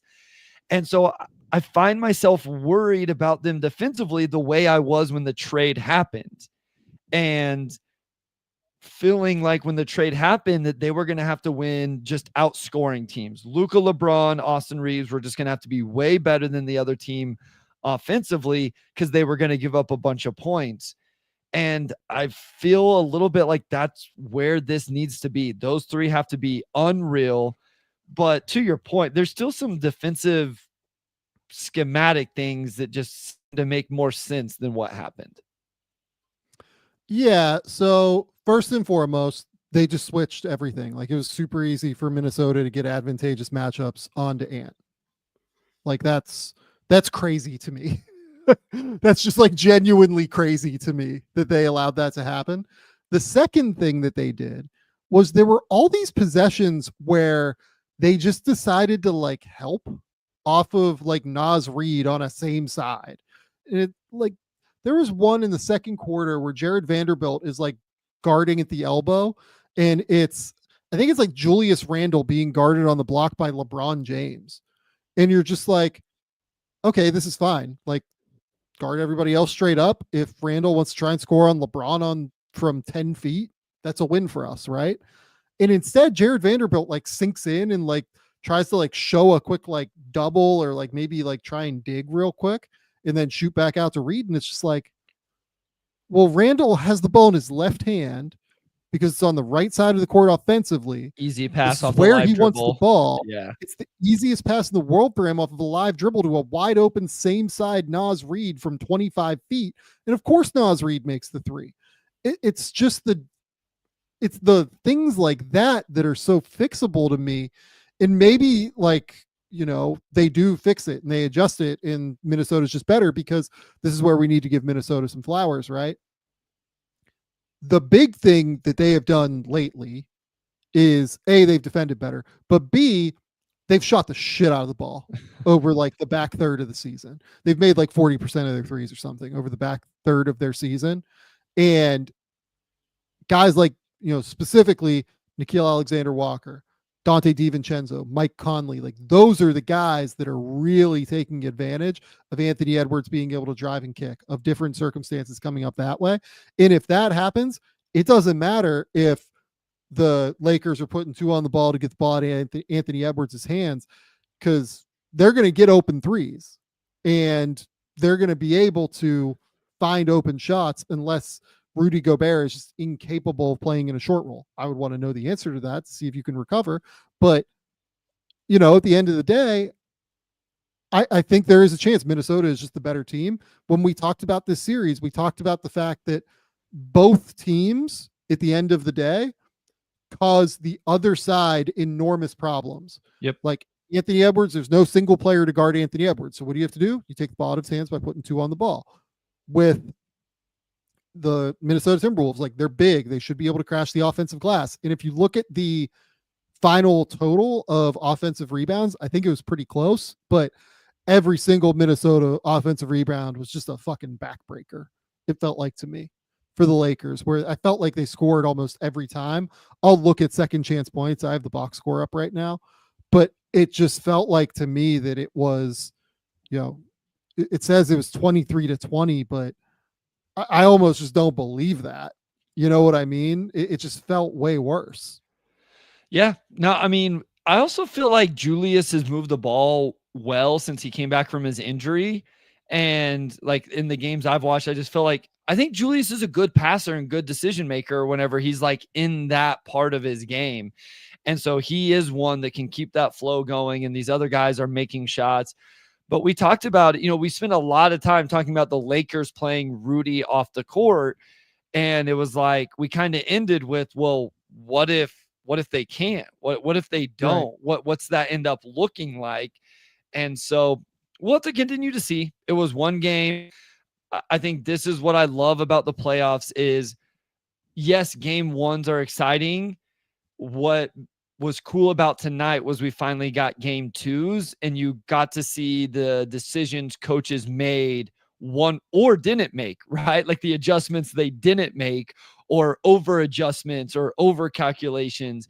And I think that's what will be fun here in terms of the things you're talking about. Do you stay home and just let LeBron guard his yard against Julius Randle? Do they put 2 on the ball and make Anthony Edwards be a decision maker? And like you said, don't you feel... And stop switching everything. Like... Don't you feel decent about a possession that starts with Anthony Edwards having to make a decision and accurate pass to Rudy Gobert catching on the move, and then Rudy Gobert having to make a catch and a decision and an accurate pass? I'm just like, you know what? I think I would be signing up for that 5 times to start the game. And if they get 3 Jaden McDaniels corner threes and 2 Mike Conley wing threes, then obviously we better have a plan B, but let's make them prove it that they can do that before we just soft switch and let Ant just hunt whatever matchup he wants. Yeah, completely agree. that's why I think that like this series, even more than the other ones, like there are just going to be adjustments that happen. Sure. Yeah. And maybe Minnesota is just way better and those adjustments are good enough. But like, I thought Luka was quite good in this game. Like I thought that they had no issues offensively when Luka was on the court. It was when he left the court. Like when he was on the court, they had a 110 offensive rating. When he was off the court, I think it was like considerably worse because they ended up with 95 points in this game. So it had to be considerably worse. So yeah, I'm interested. I'm very interested to see where this goes. It should be pointed out, everybody knows the numbers, but 21 and 42 from three from Minnesota, and Jaden McDaniels had an incredible offensive performance. So it will be interesting. Like you said, I think this one, some of these, it's like, I don't know what the adjustments are for a couple of these teams to try to make the series competitive. This is one, I think, even if Minnesota ends up being the better team, I think there's adjustments and it's going to go long enough we'll be able to see what coaches can do. Yeah, I think that's right. Okay, we're going to buzz through these last four series just because, oh, buddy, was not pretty for any of these games. So let's start with the one that I think like has potential to at least get most interesting, and it's because of some news that came out. Yep. So the Indiana Pacers beat the Milwaukee Bucks 117-98. This game was just ugly, I thought. There was just very little. There was I don't even know when the point was that I felt like they had a chance. Maybe, with 6 minutes left in the first quarter, it felt like they had a shot, but beyond that, it just didn't really make sense to me. Indiana is just a really, really difficult matchup for Milwaukee, in my opinion, unless Milwaukee is willing to go small. And the problem with Milwaukee going small is that Kyle Kuzma has been bad. The way that you go small is that you go Kuzma at the 4, Giannis at the 5, and you play 3 smaller players. But like with Brook Lopez on the court, you just kind of can't keep up with Indiana, in my opinion, offensively, especially when Damian Lillard is out. And we'll talk about that momentarily. So for as long as Lillard is out, and as long as they aren't willing to go small, this is a non-competitive game to me. Yeah. I mean, Indiana just looks like they're so much faster than them, the way they play on both ends of the floor. So I'm with you there. Yeah, Kuzma, again, everybody knows the stat line at this point, but just not good. Giannis. Just to read it for people, it was 0 for 5 from the field in 21 minutes, 0 rebounds, 0 assists, 0 steals, 0 blocks, 0 turnovers, 2 fouls, and he was a minus 24 in 22 minutes. Yeah. Yeah. Real bad. Giannis put up his they numbers. won the minutes without Kuzma somehow. And here's the other, like Taurean Prince didn't, had an incredible year shooting from 3, didn't knock down a shot in this game. He wasn't good. AJ Green, gave him some buckets off the bench. Gary Trent Jr. came in whenever, he made some pull-up jumpers, but Indiana just plays at a pace and with an intensity that I didn't feel like Milwaukee was able to match. And I mean, we might as well get into the news that could potentially change the direction of this series. So I think we, like everybody else, assumed Damian Lillard would be out for the season, but he had a blood clot in, what was it? Was it a leg, if I remember correctly? That sounds correct. Shoulder. I can't remember which one. Wemby was the shoulder, right? I was thinking Lillard's was a calf. I will check. Yep. So it seems like they've figured it out. They said that they caught it early. I'm not a doctor. I'm just going to go off of what the reporting is from Shams. Like they caught it early and they have figured out a way to make it work. Right. And hopefully he is going to be fine to play in this series. And hopefully he's healthy enough to play in this series. I don't want to see anything, particularly negative happen with Damian Lillard because they're rushing him back. I hope that's not happening. But look, Lillard could at least give them some firepower. But to me, again, like the issue here is that I just think Doc is woefully outmatched against Rick Carlisle, given the roster and given the fact that Kuzma is unable to really hold down minutes consistently. Yeah. Dame right calf for the blood clot. So my other thing here is like, how many minutes is he going to be able to play? You know, I mean, I don't know the ins and outs of what you can do whenever you're on that medicine and stuff like that. But, you know, my guess is that, so my read based off of like, you know, past things that have happened, like if I remember correctly, like Chris Bosh couldn't play because like he couldn't be on the blood thinners in play, because if like he got a cut or something like that, it'd be really hard to stop the bleeding. I'm guessing that they've just like fixed it in that he's not on blood thinners anymore in order to stop the clot. So I don't know this. This is just me like speculating based off of past things that have happened in the NBA. But yeah, I mean, again, I just hope that this all works out in terms of health. My one experience was Asar this year, and it's just like he was on a minute restriction for a long time. You know, it's just like, you know, there was a return to play and then there was a minutes restriction. Not all of these things are created equal, I would assume.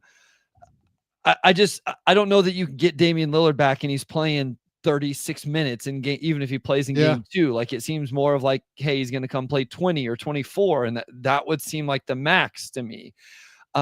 Is it impactful? Sure. But is it enough? I don't know. Like I've started to buy into this Pacers team a little bit more, just with the style of play. They've been great for so long. No, this is another one where you've kind of pushed this a little bit more than me. And yeah, they're a fun team to watch. They're super competitive. They play extremely hard, and they're just, again, they just look like they're playing at a different level, like not level, pace, speed. I don't know what the right, things just happen quicker and crisper than what it does for the Bucks, it seems like. Yeah, I mean, look, you know, this is a game that they won by 19 where Halliburton goes 0 for 7 from 3. Exactly. And like, I don't even think Tyrese played poorly. Like he was unbelievable as a passer and decision maker. He had 12 assists, 1 turnover. Like it was great. It's just that, yeah, I mean, I thought Nembhard did a great job, both as a scorer and as a defender. Miles Turner was good. Yeah, his terrific playoff play just continues. Nembhard, Turner, like you said, like it's just hard. They are deeper. They have more options to throw at the Bucks.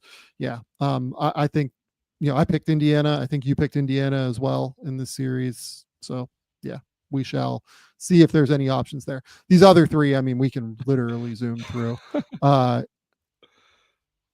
Like, let's go with the Thunder series because that was maybe the most interesting game. I mean, they blew out the Grizzlies by 51, 131-80. I mean, like, I don't even know what to say about this. Like, here's what I have to say. I started taking notes and then I stopped about halfway through the second quarter because I was like, okay, well, this is kind of a waste of my time at this point. Here's what's fascinating. Literally, the line of this was, you know, they took Ja Morant out of the game and it was over. I mean, the Grizzlies' leading scorer was Pistons legend Mark Bagley III. He tied with Ja with 17 points. And then our guy, Aaron Wiggins led the Thunder with 21.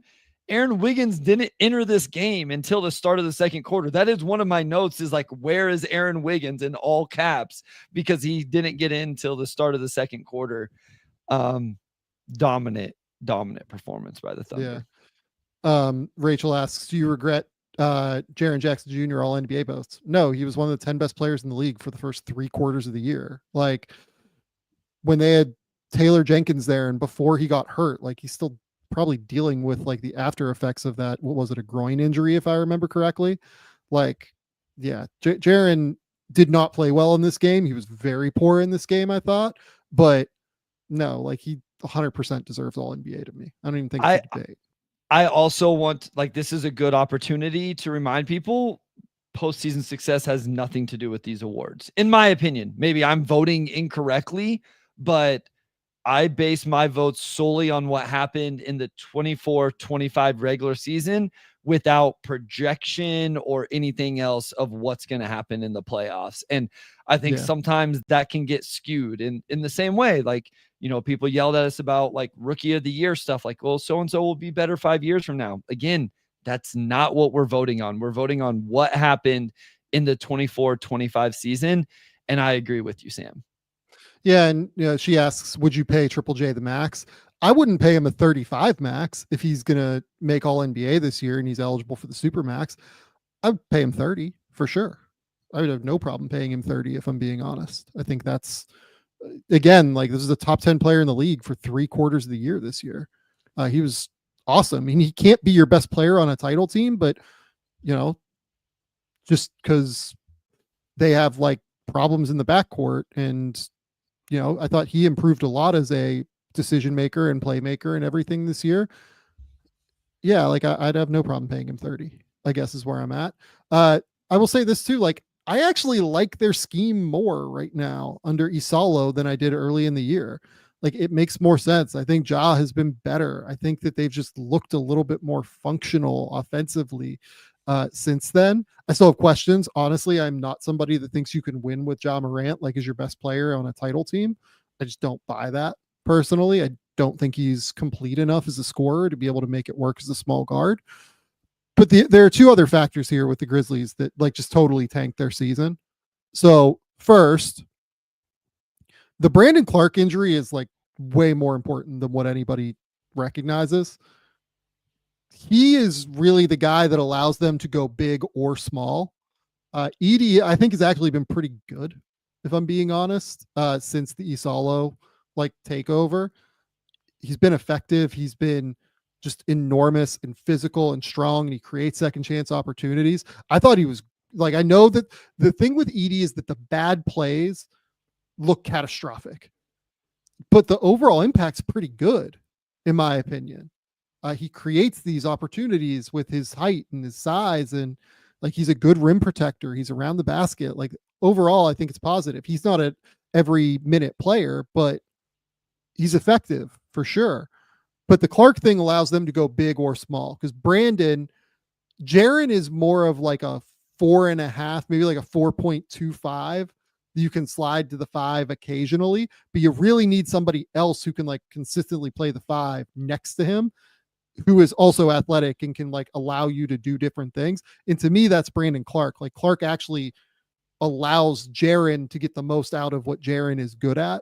Like, Santi can't do any of this stuff. Like, Santi can't rebound at a high level. He is a little bit too foot slow to be able to like deal with different things. So yeah, I think the Clark injury was critical. I also think that the two guys that, were in the rotation early in the year are no longer in there. Jake LaRavia, who they traded at the deadline because they made a mistake not picking up his option in the early season. Bad decision at the end of the day. Not another way to look at it. He was really flexible and valuable for them in terms of defensive versatility. And then the second one is Jalen Wells just like breaking his wrist and getting concussed because KJ Simpson undercut him, right? Yeah. So, you take out 3 rotation players, all of whom are like maybe your 3 best defenders outside of Jaren. I mean, this makes sense to me that they aren't able to make up for what's happening in terms of like a playoff series against Oklahoma City. And oh, by the way, there's not another team in the league that's more capable of dealing with Ja Morant than Oklahoma City. Yeah. So like, they just have bodies they can throw at them all day. Yeah. Let alone Ja and Bane, right? Like, that's the other thing is like, they have the bodies to throw at 2 good perimeter guards in Ja and Bane, and still have at least 2 guys to throw at Jaren as well. I mean, this is what makes Oklahoma City special on the defensive end. So I expect them to get swept. I thought they would get swept coming into the series. Yeah. They will be a fun off-season conversation for us in terms of where do they go moving forward. I mean, look, like, I would trade Ja Morant, but based off of the public comments of Zach Kleiman and their front office, like, I don't think they're going to. So I don't know how interesting it's going to be honest. No, I don't think it will be interesting. I I'm saying I think we can have some interesting conversations about what we would do or what we think should happen. Yeah, it's a good point. Oklahoma City, look, Jalen Williams goes for 20 points on 10 of 16 from the field. Shai Gilgeous-Alexander plays 23 minutes. Isaiah Hartenstein had 14 points on 7 of 8 from the field. It was just a bloodbath. And I think that every game in that series, like there's a chance that Oklahoma City wins every game in that series by 15 plus, I think.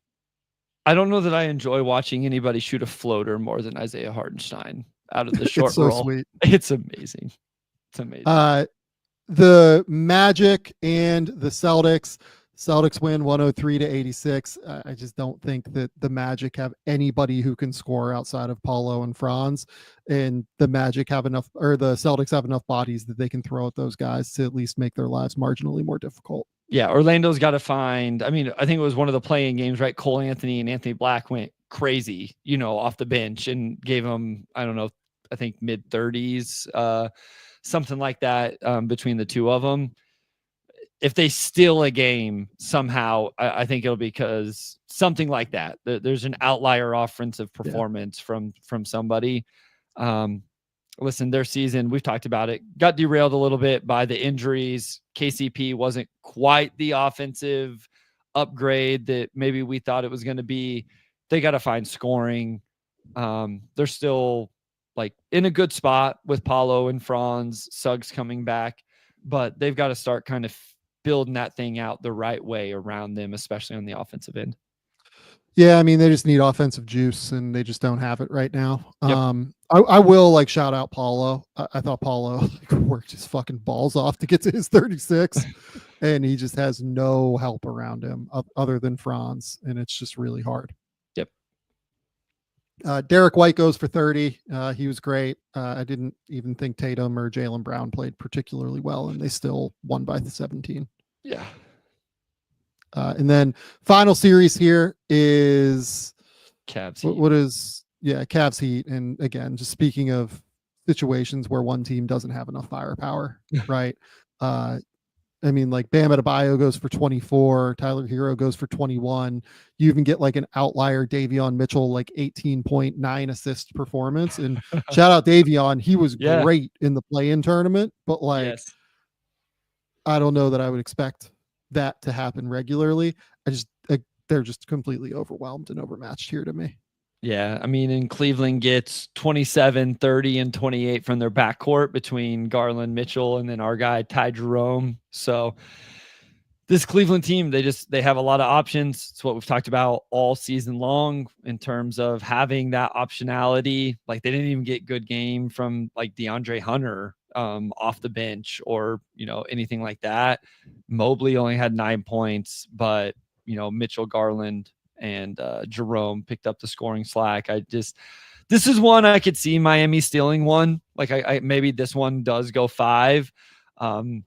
I give Spo a lot of credit and a lot of respect for what he can do. Maybe you have a Tyler Hero game somewhere in here or something like that. Maybe they still won, but nothing in this game made me feel like this could really be a series or something like that after the first game. Yeah, I mean, just the level of dominance from the backcourt. I mean, like you said, 30 from Mitchell, 27 from Garland, 28 from Jerome. I mean, I will say this for the Cavs. The thing I'm like most interested in with them is how they utilize their bench guys and their like wings. Cause like I'll be honest with you, I've not really liked the DeAndre Hunter minutes for them since they've gotten him. I think that like he tends to like slow things down a little bit, and he's only good in certain matchups defensively. The good news for them is that like those matchups are like Jaylen Brown and Jason Tatum in the playoffs, right? So I like getting him as an option that is just like a total, a luxury to have, right? But I don't know that I would play him like wildly regularly either. Like he's almost like a break glass in case of going up against big wings emergency situation, because otherwise, like I just like their flow from their bench unit a little bit better without him, honestly. Sure. Yeah, we talked about this in terms of this would be Kenny's biggest thing is pushing the right buttons at the right time in terms of lineups and rotations. Yep. And that's where we're at in the playoffs. Sorry, I don't even think I read the final score. 121 to 100 Cavs. Yeah, I mean, this is a blowout from the backcourt the whole way. Okay. Final thing here that we're going to talk about. Awards nominations came out. We have top threes in terms of the voting for NBA awards. For Defensive Player of the Year, Dyson Daniels, Draymond Green, Evan Mobley. For Most Improved, Cade Cunningham, Dyson Daniels, Ivica Zubac. MVP, Giannis, Shea, and Jokic. Rookie of the Year, Castle, Rissa, Shea, and Wells. Sixth Man of the Year, Beasley, Jerome, Pritchard. Coach of the Year, Atkinson, Bickerstaff, Udoka. Anything take you by surprise there? Yeah. Amen. Yeah, I mean, look, I think that Amen should be. Look, I said that Amen should be the winner. You had him second. Correct. Yeah, I think Amen should be the third finalist, not Dyson. I'm interested to see then if him and Dort round out the top 5. There's a real chance that Amen does not make first team all defense based off of this to me. I think we're looking at 3 players for 2 slots there because it's Zubac, it's Dort, and it's Amen. Yeah. I think Dort will make it. I think he probably will too. Because of the Thunder's defense. Yeah. If Amen doesn't make first team all defense, it's just like such an egregious oversight to me. But I don't know. Maybe we're overreacting based off of the fact that he's just not a finalist for this. I think that like the 3 MVP guys, that would have been my top 3 fairly easily. Coach of the Year, I like it. Rookie of the Year, I like it. Sixth Man, I mean, Most Improved, my feelings on that. So, wait, because it was what? It was, so I'm surprised. I heard people throw out Evan Mobley for that one as well, but he didn't even end up top 3. So, yeah, no, nothing for Mobley there. Who do you think wins Defensive Player of the Year?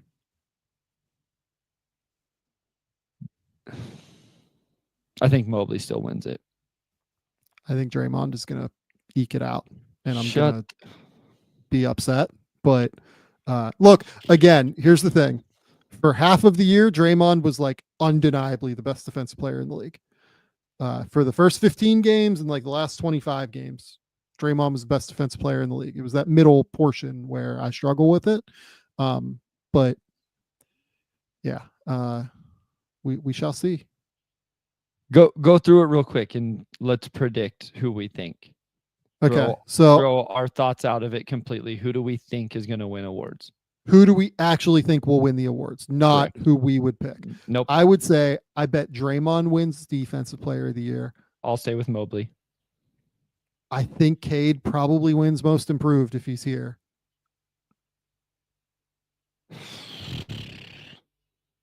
If he wasn't nominated, I would say Zubac, but the fact that like enough people voted for him makes me think, because you're either going to have Cade first or you're not gonna have on him your the ballot. I agree with that 100%. He probably got enough first place votes. You're probably right. Right. MVP, I'm guessing Shea wins. I agree. I think it's going to be closer than what the expectation is, but I think Shea will win. Rookie of the Year, I think will be Castle. Yep. Sixth Man, I think will be Pritchard. Yeah. I think he wins. I think so too. Do I? And then yeah. Coach of the Year, I would say, is still going to be Kenny. I think JB is going to steal that one. I'm for it. That'd be fine. And then Clutch Player, like I have no idea. I just, that's not one that we thought about. I have no clue. So, yeah. Okay. That's all we got. Bryce, you need to go to bed. I do need to go to bed. That's where we're at. Again, so the games tomorrow night, we've got Milwaukee, Indiana, we've got Memphis, Oklahoma City, and we've got Minnesota Lakers. My guess is that I will go live after Minnesota Lakers. Yeah. That's my read on it, is that I will probably do that. Keep it locked here. Whether or not Bryce joins me, we'll see. I can promise you we won't go an hour 48. We will probably go for like an hour tops tomorrow night. but that's the plan. I will have a video up on the Lakers defense at some point because I just want to talk about like what the fuck happened in that game. That was insane. And then we'll go from there. But Bryce, tell the people where they can find your work. Tell the people what's going on. Yeah, at Motor City Hoops on Twitter, on Blue Sky, motorcityhoops.substack.com. If you want notes and analysis, I'll probably have a computer situation, but if I can figure it out, I'll try to have video breakdown of probably the last 5 minutes of the game on Tuesday night between the Pistons and the Knicks. If you want some podcasting on that, the Pistons Pulse, we'll be talking about that sometime tomorrow. If you're a Pistons, Knicks, or just NBA fan that's involved in the playoffs right now. And other than that, the Game Theory podcast with the Sam Vecenie. Go subscribe to the YouTube channel, Game Theory Podcast with Sam Vecenie. We appreciate all of you listening wherever you listen, be it on YouTube, be it on Spotify, Apple, whatever podcasting platform or video platform you use. We always really appreciate it. We will be back probably tomorrow night with some stuff to talk about with basketball. It's playoff time. It's the best time of year. Couldn't be more excited to share it with you guys. Go to The Athletic. I will have a mock draft up later this week. That I can promise you. I think I have to probably finish writing that tonight. But that's where we're at. Until next time, we'll talk soon.